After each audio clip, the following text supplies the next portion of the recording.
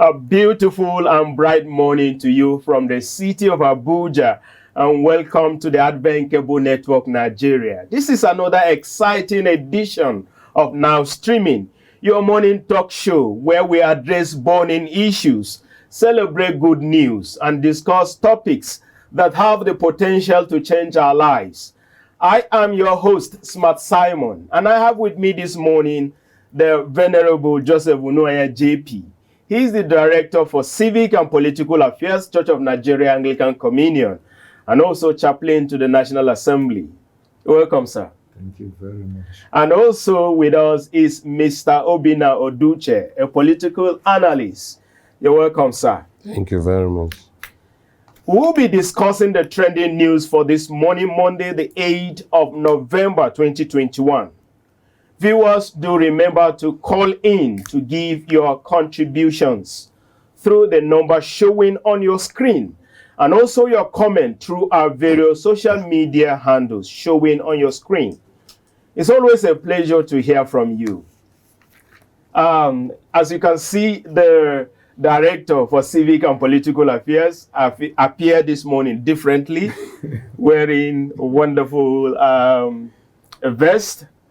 He was a domestic observer in just, I don't know whether it's concluded or inconclusive election of Anambra State. To be concluded. Yeah, that is why he is so special this morning. And we'll be hearing from him first-hand information of what transpired in Anambra. And of course, Obina is from Anambra State, so he has a lot of information regarding all that has happened there.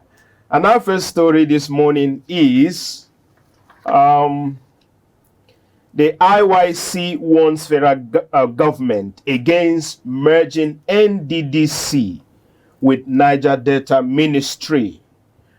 So we are starting with this story before we would dovetail into Anambra issue. Now, this is coming from the Ijaw Youth Council.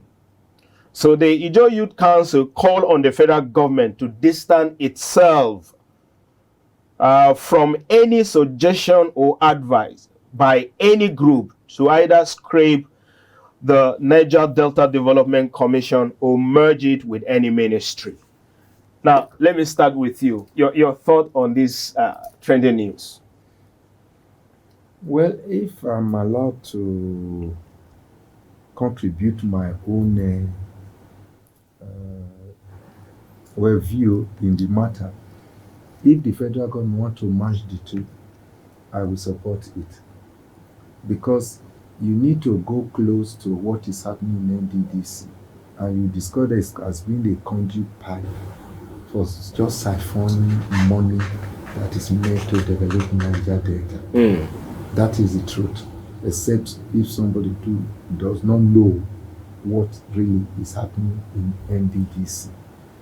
And I think the government reserves the right to merge that ministry. So many things have been happening in the country, and it's not by duplicating establishments that we are going to get out of the quagmire that we are in the area of the development of Niger Delta. It's the political way to really develop the place. And if the federal government think it wise to do so, to merge the NDDC with the ministry, I don't see anything wrong with that. Administratively, I even feel that NDDC should be directly under Niger Delta Ministry. That is my personal thing, because we are fond of duplicating organizations and wasting the resources of the country. What we should be talking about is doing the job on ground. Who does it doesn't bother me, but let the job be done. Let Niger Delta be developed. Okay, thank you so much. Now, Mr. Obina, do you think that scraping is the best, or trying to make it work? Change of leadership and all that to make it work? Because really, the intention for NDDC is a good one. It's a noble one. Yeah. What is your thought? The simple thing is that Niger Delta Ministry is for Niger Delta. NDDC is for Niger It's for Delta. Niger Delta. There's no problem putting them together so that they will be under one umbrella, so that the activities will be properly checkmated. If you watch, for years NDDC has been in operation. They could not achieve any viable meaningful development in Niger Delta. And that does not mean that money or resources are not being allotted to the commission. But it's always like a cartel, and it's always like a place to pacify or to pay political allies. They go there, they award contracts, money is paid, but the problem is still there. Even the roads they construct, before completing the construction, the area they started will start being destroyed. And another thing is that NDDC, if you are able to lay your hands on the paper establishing NDDC, you know they have a specific things to do in Niger Delta. But NDDCs have left what they're supposed to do. They started building primary schools. They started building secondary schools. They started building primary health centers. This is not the primary reason why NDDC was established. These things are the works of the state governments and the local governments. Exactly. There are areas that they are needed to work. They are not doing that. And even those areas that are needed to work, that they're supposed to award the contracts and execute it, those contracts are awarded and they are there. Look at the East-West Road. For crying out loud, is it not possible that that road will be functional? But for ages, it is still a death trap. So to me, it will be better if they are under a ministry so that they will be properly supervised. Okay. That's my take on that. All right. Thank you so much. Now, moving on to the main topic of the day, Anambra decides. This is coming as a breaking news that INEC declares election inconclusive. Let me start with our domestic observer in Anambra State who had just returned to Abuja. Now, are you surprised that the election has been declared inconclusive? Or is this the style of Yakub Mahmoud, the INEC chair? No, I'm not surprised at all that the election was declared inconclusive. And I don't subscribe to the school of thought that says this is the style of Mahmoud Yakubu. There's no style. The truth is that there are guidelines governing election in Nigeria. And when certain conditions are not met, the election will be declared inconclusive. Okay. Doing anything otherwise will infringe on the right of other people. You know, the truth is that the political party which is perceived to be on the winning side will not want to hear anything inconclusive.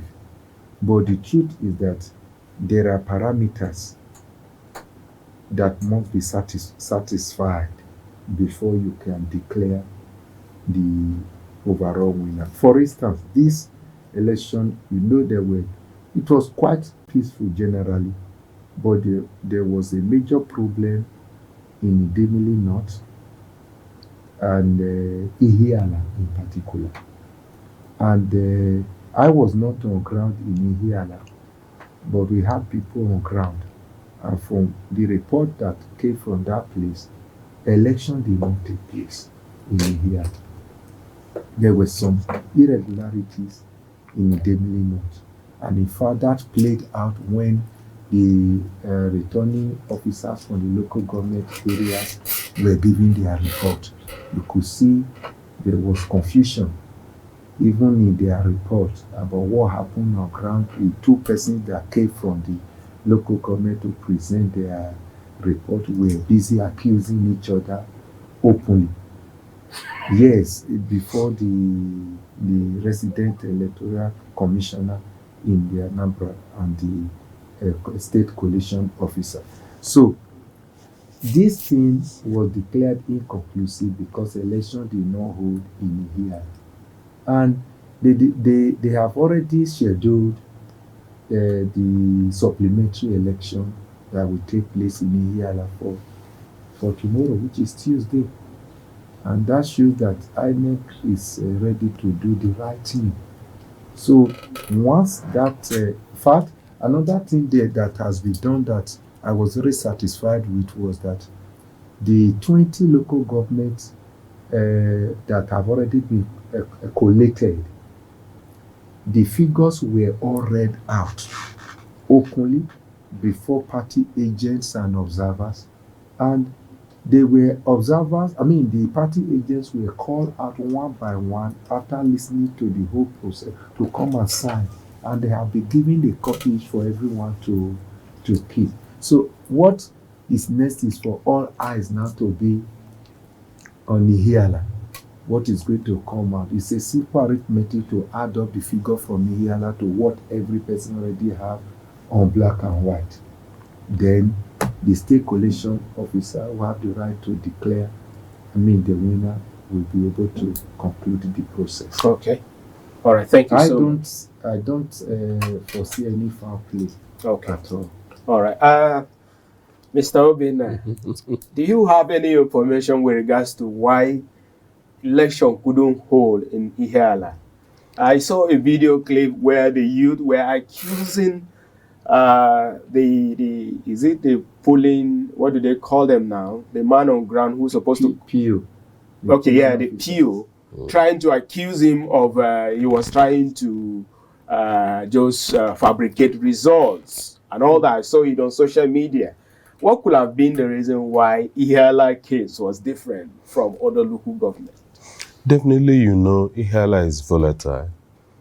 Yes, okay. It's a volatile local government in Anambra State.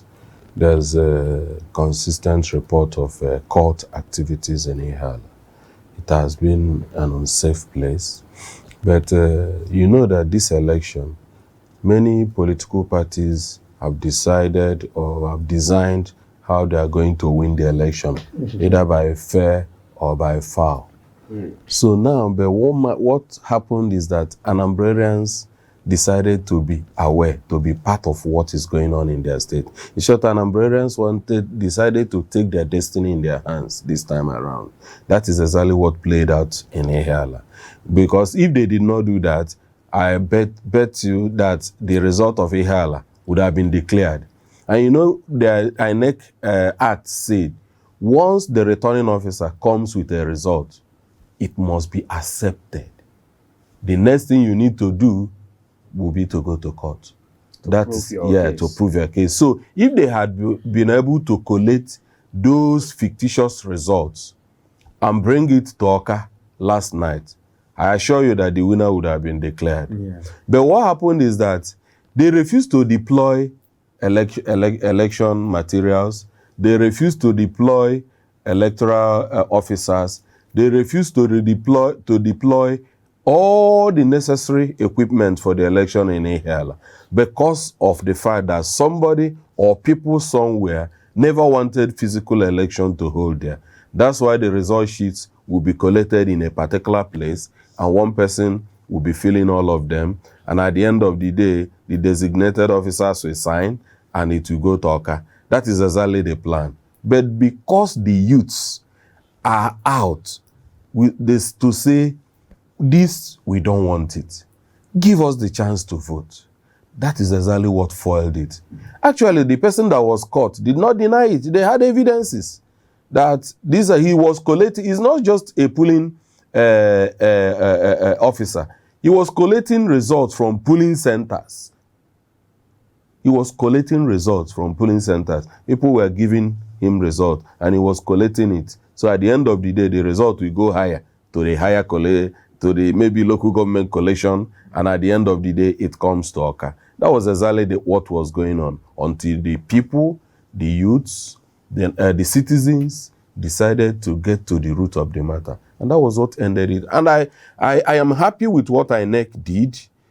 Properly, the INEC guideline says that if there is the difference of winning will affect positively or negatively to the result of a place that the election did not hold, there must be election in that place. There's also another provision in the Electoral Act that says that even if the difference will not make much change. If INEC did not deploy materials for election in that area, they must deploy and there must be election there.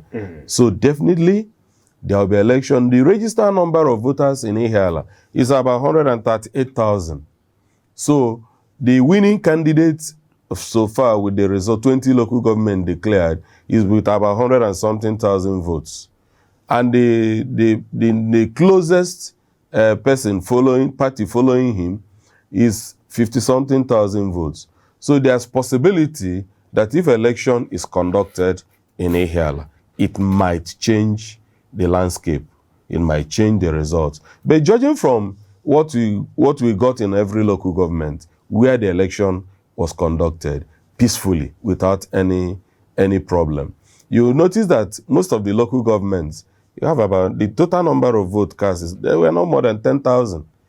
The total number of votes cast in a local government. Let me use Idemili North, for example, where he said, our observer said that there was an issue there. That's my local government. Okay. The registered number of votes in Idemili North is more than 200,000, if not about 300 and something thousand. The registered number of votes. That is the biggest local government in terms of votes, voting in Anambra State. Okay. We have the highest voting strength in Anambra State. So, do you know the number of votes that came out from Idemili North? It will amaze you that it's not more than 10,000. All right. It's within that range. So we will talk about voters' apathy in the course of this program. So viewers, we want to ask that please you can call in and share your views, particularly people from the axis of Anambra State. You can call in, tell us the situations there right now. The next trending news is on Soludo. Soludo in apparent victory in Anambra poll, according to election to hold in Ihiala tomorrow. Soludo in apparent victory in Anambra poll, election to hold tomorrow, as you have said. So your thought on this, that Soludo is already seem to be the winner of the election. So, what is your thought on that? Well, as a trained observer, I'll be careful what I say about that. Okay. But if you listen to the chairman of ABGA party yesterday, he asked a very funny question on air. He said, if his examination is set for 3 persons, for instance, and one scored 1/20, 1/21. The other one scored 1/21. The one have already scored 19. As at that time, Idemili North has not come up. He said, what do you say about that? One has already scored 19/21, talking about ABGA. So that gives you the picture of what is on ground. So if any person, any journalist reports like this, I think it's not far from the truth, but we have to be patient and wait, putting into consideration that there could be drama in Ihiala. So we have to wait for us to see what comes out from Ihiala, because you can hear the number of registered voters our brother mentioned in Ihiala. We don't know whether APC or PDP will be able to take all the votes and not give a single one to ABGA. So let's just be patient. But I think Charles Soludo's temperature should be coming down. Okay. Gradually. Why the others, their BP is running high now. What is it that he has done very well that is making him to be the presumed winner of the election? Or is it the party that has given him the platform that is making him to be the winner? It's not personally what Soludo have done that is giving him the winner. It's just the situation on ground that's giving him that winning. If all indices, all the conditions were normal, if there were enough opportunity for parties to campaign, to do their politicking properly, it may not go this way. But because of the fact that there's a perception in Anambra of particular parties, candidates, and the rest, that's why you see that the contest is between APGA and PDP. Definitely, it's between APGA and PDP. And that is exactly what played out. If INEC had postponed this election, maybe like extended it till February next year, for all the conditions to be normal, parties will have chance to do their proper campaign, then people will not have fear that there will be unknown gunmen, there will be attack and the rest. People will be free for 2 months to move around, do politicking, wear party cloth, wear party caps, move along the road, no attack, and go for rallies, no attack. On the day of the election, you would have seen more turnout than this. And that would have changed the narrative. So, but be as it may, you know, what I understand as a Christian is that God make leaders. And in the Bible, he makes leaders by fair or by foul. He picks the people you may not even believe that God will pick to work with. So that's why whenever a leader emerges, I give that leader my maximum support and cooperation, because God was instrumental for that. It's only when the person comes on board and did not do what God asked him to do that God always removed the person. Just like the case of Saul in the Bible, God made him, and when he deviated, God removed him and made another person. So that is simple about politics and leadership. What played out in Anambra State is exactly how God wanted it to be. All right. Whether it is by fair or by foul, it is the handwork of God. All right. If I may just quickly add to that, I think Charles Oludo has some advantages in this very context. He's from ABGA, which has been the main political party in Anambra over the years. It's not easy to just change things overnight. That is one. Then number two, the issue of the power of incumbency can never be ruled out in Nigeria politics. They always have some advantage. That is number two. Number three is that the personality of Charles Soludo is very much on the very fair side when you analyze all the candidates. And again, some of the personalities backing him, like Peter Obi, I think enjoys the goodwill of the people. Yes, enjoys so much goodwill of an Iberian. So all these factors put together. No, but Peter Obi wasn't backing him up. But that's what we got to know. No, Peter Obi was backing PDP. He was backing the PDP candidate, which is Valentine Ozibu. Okay, said that because I said we were misinformed. That is a campaign strategy. So maybe that was a campaign. So yes. I said that when I got our number, I said Peter Obi is also behind Charles Oludo. He has a lot of advantages, you know. So, but I believe that Charles Oludo's personality is strong in Anambra from the general look of things. When you begin to compare all the candidates, there are some of the candidates that are new to the political scene, really. Yeah.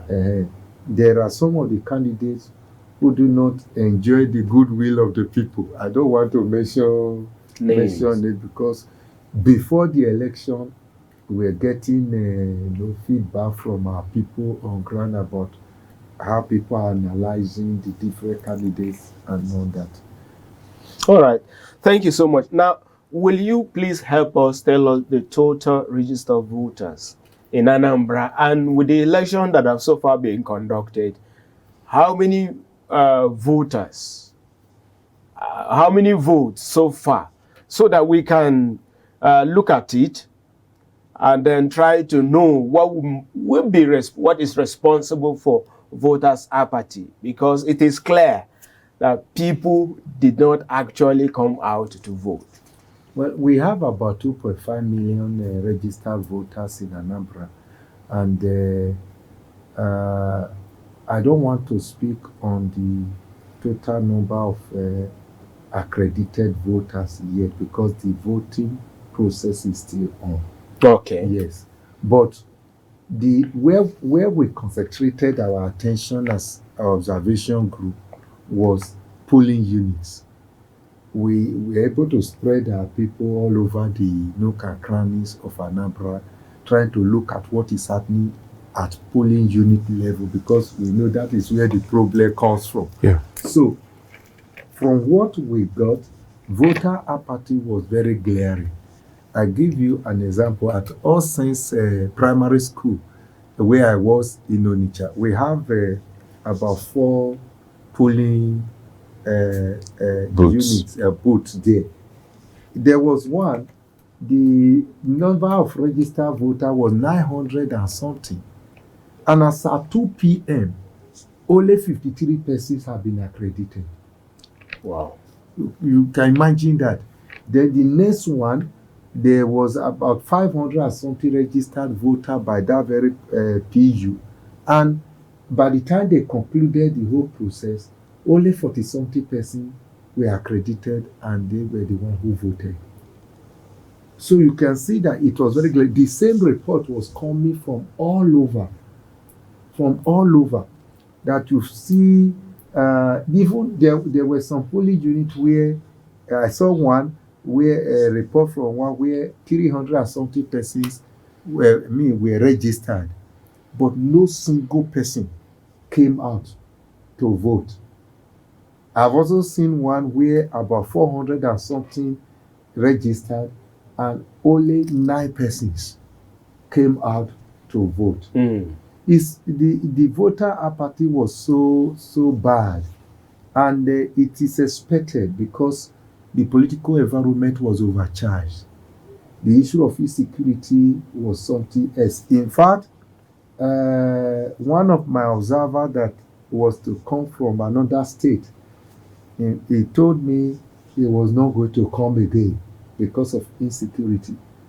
Mr. Obinna, as you are aware, voters' apathy has always been the problem in our country.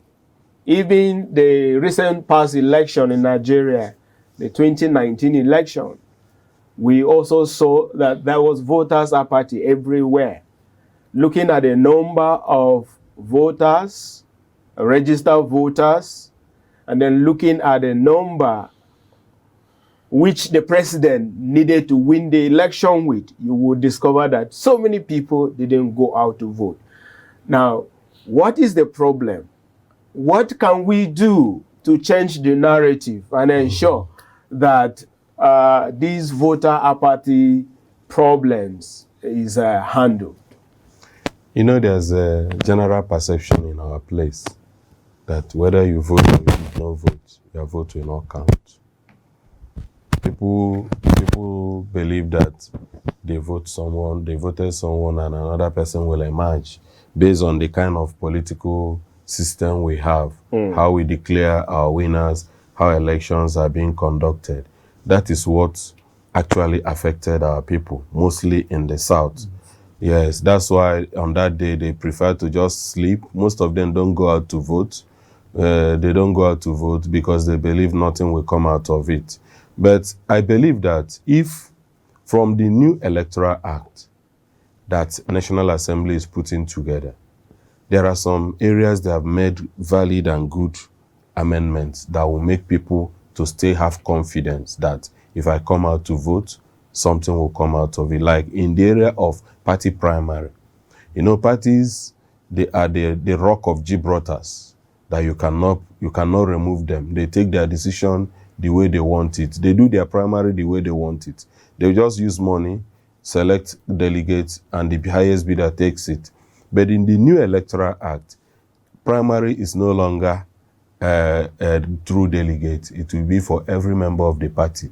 They have right to vote and determine who becomes their candidate. That is one. It will give people that sense of belonging that now we can elect the person we actually want to be our flag bearer.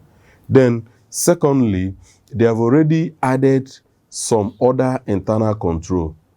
Example, they have added that if a particular percentage is not met in the election, based on, for example, in Anambra State now, we have about 2.5 million registered number of votes. And this election that was conducted now, the number of votes cast is 237,362. The number of votes cast, the total number of votes cast out of 2.5 million. Ihiala is just 138,000. So it would still not meet up. You understand? So the 500 on top of 2 million alone. Yeah, it has not been exhausted. So there's the area they amended that there's a particular percentage that if it did not, the number of votes cast did not meet up to that percentage based on the number of registered voters in that state, there will be another election. So these are the areas, because the politicians, they don't care. What they want is that I won. Yeah. Whether it is 5,000 that he used to win, it doesn't matter. I tell you, in our side, some people in the House of Reps now won the election with 5,000 votes. Total number of votes that they used to that brought them to the National Assembly is 5,000. So 10,000. That is a local government where you have about 200,000 registered number of voters. That is a constituency where you have about like Idemili Federal constituency. We have about 300 in Idemili North. We have about 200 in Idemili South. Put together is about 500. But people contest for election for Idemili Federal constituency and still win an election with 20,000 votes. So you understand. So that is the thing. When there is confidence in people through the process of electing or bringing out somebody that will contest and electing the person, then you see that more people will come out. Also, this BVAS equipment that INEC deployed, fine, they are trying to upgrade. They are trying to improve. But this is an opportunity for them to look into it very well and improve on it. Okay. So that in subsequent elections, we'll have a better outcome from it. Because in this election, it's very low. It's not fast in accreditation, and it's difficult for it to match some people's faces. Example, I registered in my ward, in my polling booth, since 2011. And since that time, I still have my voter's card. I can still use it to vote. If you see my picture in 2011 and compare it with my picture now in 2021, you will see that I am entirely different. So that BVAS may not have recognized me fully. So they need to look into that and know how to improve on it. Because most people were disenfranchised on Saturday because the BVAS could not accredit them. And they were strict that there's no other rule except the BVAS. If not the BVAS, you will not vote. But I'm not blaming them so much. You start. If you want to do something, you start it one day. As they have started using it in all these staggered elections, it will give them room, because there's still another state election, governorship election that will soon come up.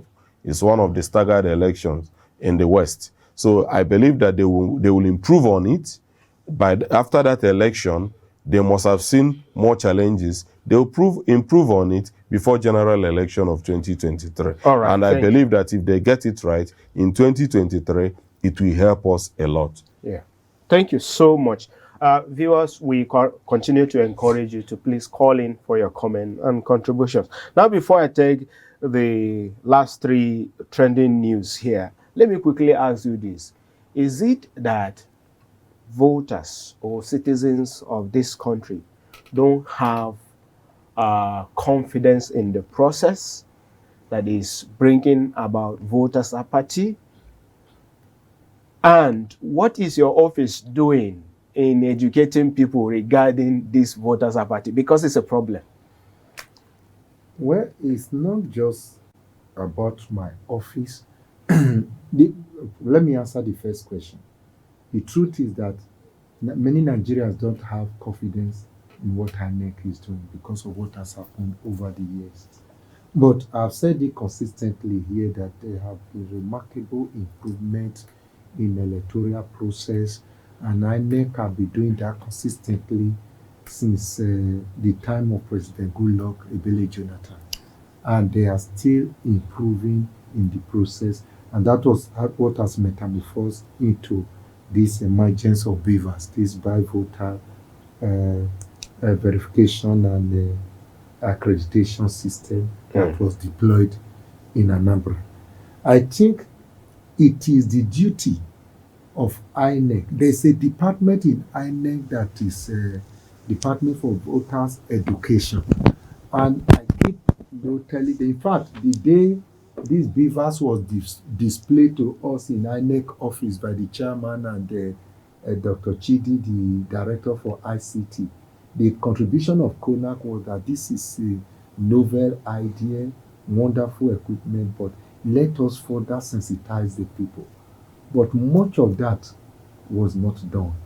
If Nigerians really know what is happening in INEC and how collation is done, I tell you, they will be willing to vote. Many people still believe that when you send result to state collation center, figures can be changed. Even in general election, when you send figures to National Collation Center, that is not true. I can tell you that because since 2011, I've been privileged to even be in the National Collation Center. And one of the persons accredited to be at the International Conference Center to watch the process all through. It's what you bring that is read before the party agent, the observers, and the figures is added before the presence of every person with how many cameramen focusing on it, and it is declared. Yeah. So where there is problem now is the polling unit, where figures can be imputed that are not normal, and party agents are supposed to be on ground. So if party agents are not on ground to watch the process, that is not the fault of INEC. So whatever the INEC receive, yes, so that they will use to declare the election. Nigerians need to be educated that if you vote, your vote will count. But because of what has happened over the years, it's becoming difficult for people to believe. Like in Anambra, some boys were still playing football. We saw many playing football along the road. All right, let me take these stories as we round. But on our part as CONAC, we have always, in the studio here, tried to speak to the people. And in Anambra, for instance, Anglican, CONAC, and Sejup work together for the purpose of observing this. Both Sejup is Anglican Election Observation Group domesticated in Anambra. CONAC is the national body as election observation. We work together for this election, and they did a lot of sensitization work on the ground to mobilize the people. But it is not the primary duty of observer groups or civil society. It's the duty of INEC and NOA, National Orientation Agency. What the National Orientation Agency do about Anambra, even when IPOB withdrew the threat about 2 days to the election, did you hear anything from National Orientation Agency? Did you hear anything from Ministry of Information? No. Okay. So that is the point. All right, thank you so much. Now, let me take these three trending news together while I ask for your thoughts on them. Electoral Commission, INEC suspends result collation, announced date for supplementary election. The residents storm Soludo's residence. as he wins 18 local government. So jubilation has started already. I don't know whether that is right. APC reject Anambra election result, alleges rigging. Okay, let me start with you. Residents have started storming Soludo's house. Is that a good thing to do when the election has not been decided yet? Just like our venerable said, somebody that has scored 18 over 21. What else? Well. He has done well. If you take an exam and you score 18 over 21, I think you will be expecting that you will be declared number one. So that is the simple perception. Most people don't even know these indices of the number of votes in Ihiala, the number of votes that can change or cannot change. They have already seen that they have won in 18 local governments out of 21. So is it possible to have 100,000 votes from Ihiala? I am coming to that. Persons, and then the person wins. I'm coming to that. You know, on Saturday, when the election was taking place throughout the presumed 21 local government areas at the same time, you will agree with me that the voter turnout was very low. It was very small in all the local governments. Now, you'll also agree with me that the number of policemen that was posted to Anambra State was deployed, distributed all over the 21 local governments, evenly.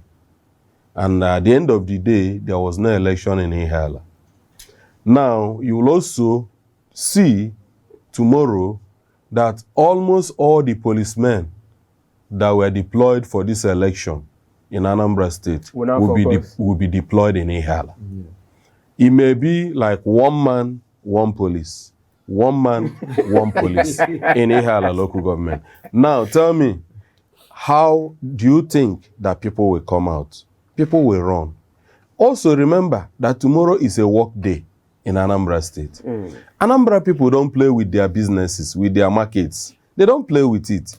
You will see that even if there are other people that would have come out on Saturday to vote, they will go and open their shops and run their businesses. So I am assuring you that what will come out from Ihiala local government will be the lowest in all accounts when you compare to other local governments that the election took place on Saturday.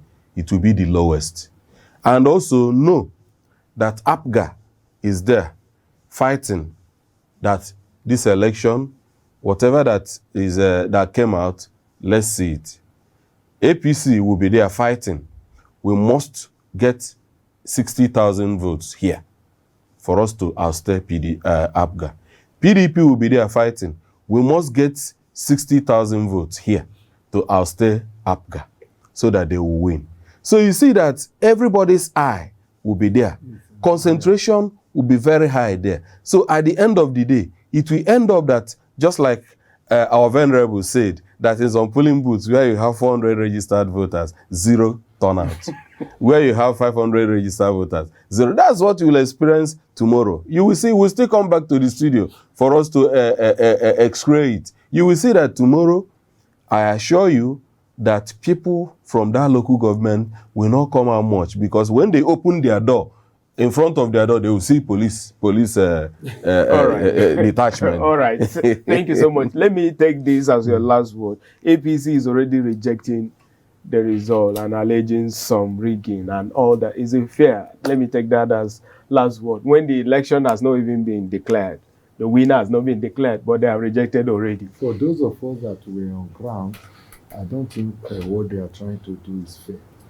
I think once you give the process a pass mark, because it was peaceful. The only challenge was that voters apathy, and secondly, vote buying. And when it comes to vote buying, both APGA, PDP, APC were all guilty. All of them were involved. Yeah, they were all involved.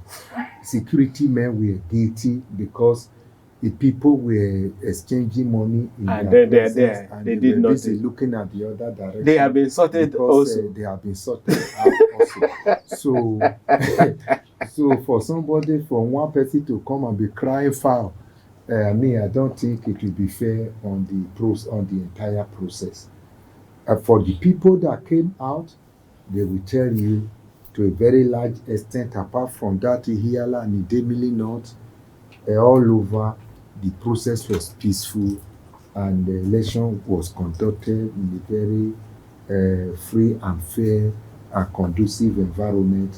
And I don't think anyone have any reason. I think people should accept failure or defeat, in good faith. All right. And we wait and see what happens at the year. All right. Thank you so much for finding out time to join us in the program today.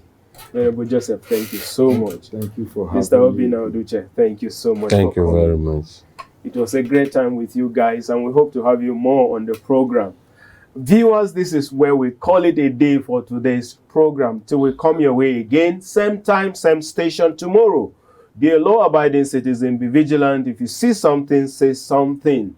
And always report criminal acts to the appropriate authority and do good at all times. Do well also to register for your voter's card if you haven't, and if you have registered, do well to get yours.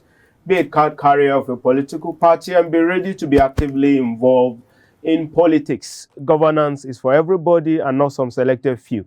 Remember, God is the ultimate protector and deliverer. Therefore, put your trust in Him. Thank you so much. We hope to do more for you in this program. Thank you so much. I am your host, Smart Simon, and bye.